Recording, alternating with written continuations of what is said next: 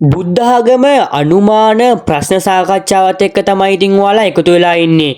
ඉතින් යාළුවනේ මම මේ වීඩියෝ එක හදා තියෙන්නේ ගොඩක් මහන්සියෙන්. ඒ හින්දා ඔයාලගේ යාළුවෝ අතරේ මේ වීඩියෝ එක ෂෙයා කරගන්න අමතක කරන්න එපා. ඒක තමයි ඉතින් ඔයාලා මට දෙන ලොකුම උදව්ව. ඒ වගේම ඔයාලගේ වටිනා අදහසත් පහලින් කමෙන්ට් එකක් දාන්න අමතක කරන්න එපා. අනිවාර්යයෙන්ම මේ වීඩියෝ එකට ලයික් එකක් දාන්න. ඒක තමයි ඉතින් ඔයාලා මට කරන ලොකුම උදව්ව. ඒ වගේම ඉතින් ඔයාලගේ යාළුවෝ අතරේ මේ වීඩියෝ එක ෂෙයා කරගන්න අමතක කරන්න එපා. අපි යමු අද වීඩියෝ එකට. මිනිසුන් රාගයෙන් රාගයට යාම, දේශයෙන් දේශයට යාම, මෝහයෙන් මෝහයට යාම හැඳින්වීමට බුදුදහමේ යොදන වචනය කුමක්ද? අනුසෝතගාමි. මල නොතලා රොන් ගන්නා සේ යන උපමාවෙන් බුදුරජාණන් වහන්සේ භික්ෂුන් වහන්සේලාට පෙන්වා දී ඇත්තේ කුමක්ද? සමාජයට බරක් නොවන පරිදි සදහැවතුන්ගේ ප්‍රත්‍ය පහසුකම් කාරුණිකව ලබා ගත යුතු බවයි.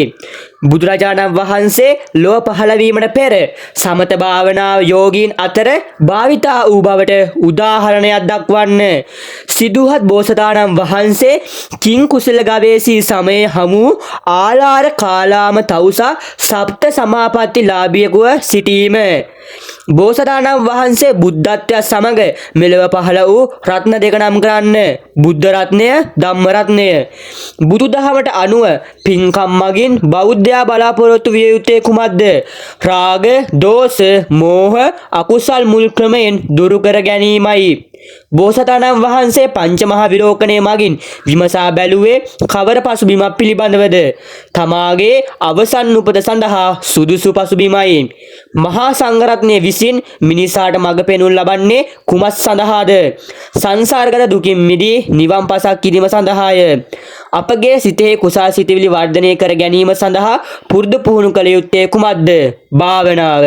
සිත කිලිටි කරන කුසල් සිත්වලට බාධා කරන සිතුවිලි පහක් තියෙනවා. මොනවද? කාමච්ඡන්දය, ව්‍යාපාදය, තිනමිද්ධ, උද්ධච්ච කුක්කුච්ච, විචිකිච්ඡාව.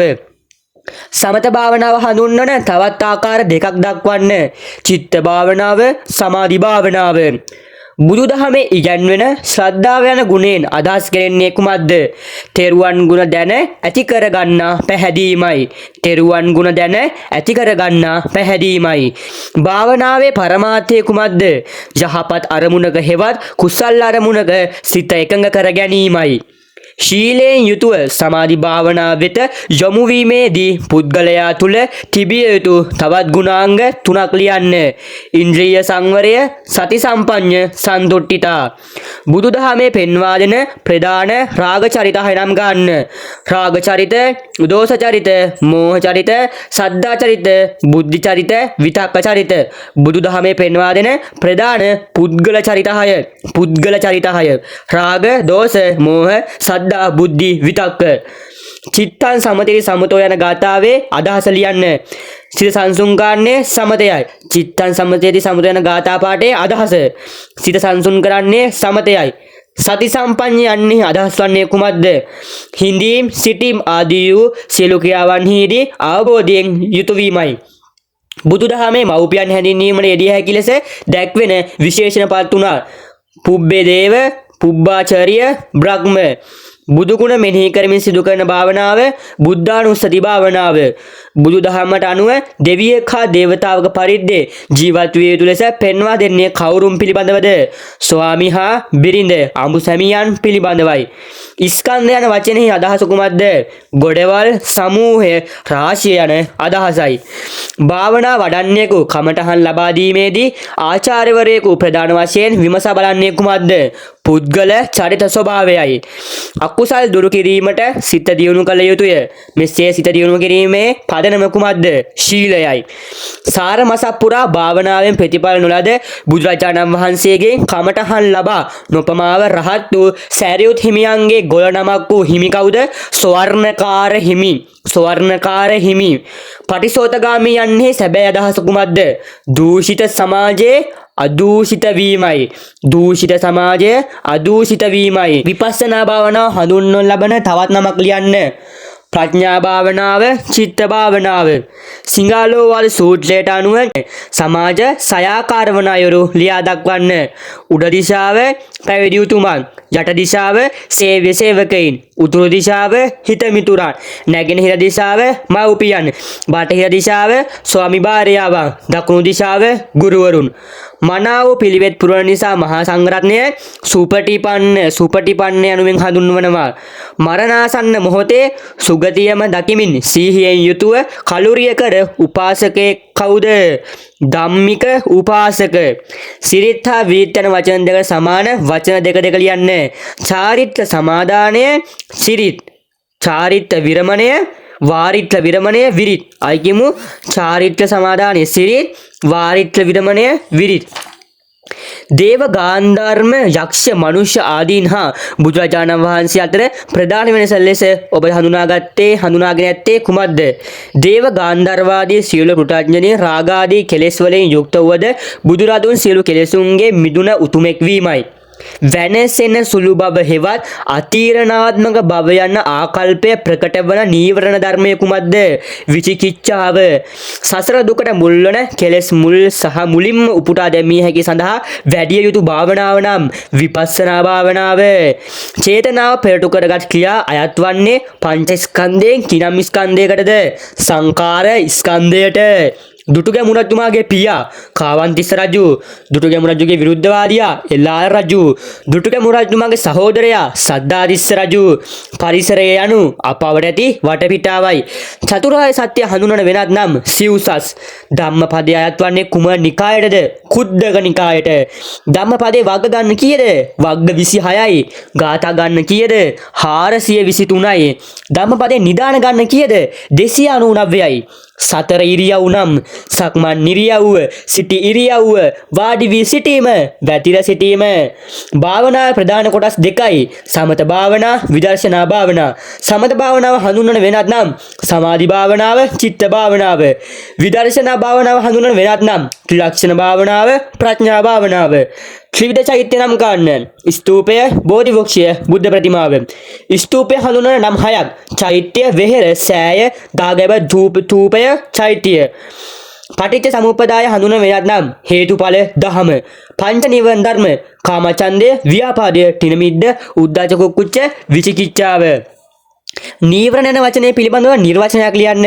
සිත කිලිටි කරන කුසල් සිත් වලට බාධා කරන සිත් වලට අපි කියන්නේ අපි කියනවා නීවරණ කියලා. සතර මහා භූතයෝ ආපෝ තේජෝ වායෝ පඨවි. ලෝකය හා ජීවිතය පිළිබඳ අපට ඇති කරගත හැකි දෙආකාර අවබෝධය නම් සම්මුති සත්‍ය අවබෝධය, පරමාර්ථ සත්‍ය අවබෝධය. ත්‍රිලක්ෂණ භාවනාවේ ප්‍රයෝජන අල්පේච්ඡ බව, අදිෂ්ඨාන බව, මහිතතාවෙන් තොර බව, දැඩි බලාපොරොත්තු නොමැතිවීම. සිංහලවල් සූත්‍රයේ දේශනා කළේ කාහටද? සිංහලක ගෘහපතියට. දුටුගැමුණු රජතුමාගේ සිදු සේවා නම් රුවන්වැලි මහා සෑය ඉදිකිරීම, මිරිසවැලි චෛත්‍ය ඉදිකිරීම, ලෝහමහා ප්‍රාසාදයේ ඉදිකිරීම, ආරෝග්‍ය ශාලා පිහිටුවක් ගිලන්හල් සේවාවන් ආරම්භ කිරීම, තමා විසින් කරන ලද සියලු යහපත් ක්‍රියා පින්පොතක සටහන් කිරීම. දුටුගැමුණු රජුගෙන් ගත හැකි ආදර්ශ නම් දන් දීම, නිර්භීත බව, ස්ථිර අධිෂ්ඨානය, ධර්ම ශ්‍රවණය, නිර්හංකාර බව, රට ජාතිය පිළිබඳ දැඩි ඇල්ම. එතුමා විසින් ප්‍රකාශ කරන ලද ප්‍රකාශය මාගේ මේ ව්‍යායාමය බුද්ධ ශාසන චිරස්ථිතිය පිණිස මිස කිසි කලෙකත් රජසැප පිණිස නොවන්නේය. පත්මාකාර ජීවිතය යනු මඩ වතුරෙන් ඉහළ මතුවී එහි නොගැවී සිටින නෙළුම් මල් මෙන් බුද්ධාදී උතුමෝ කෙලෙස් මඩ වතුරෙන් ඉහළ නැගී එහි නොගැවී වැඩවසති. එම ජීවිතය හැඳින්වෙන්නේ පත්මාකාර ජීවිතය යනුවෙනි. සහජීවනය යනු සාමයෙන්, සමගියෙන්, සහයෝගයෙන් ජීවත් වීමයි. එකමුතුව කටයුතු කිරීමයි. සමවායෝ ඒවසාදු පාඨයේ තේරුම සමගියම යහපති. සමග්ගා හෝතමා විවද්ද පාඨයේ තේරුම නම් සමගිවන්න, විවාද නොකරන්න. කර්මය යනු ක්‍රියාවයි. සිතාමතා කරනු ලබන ක්‍රියාවයි.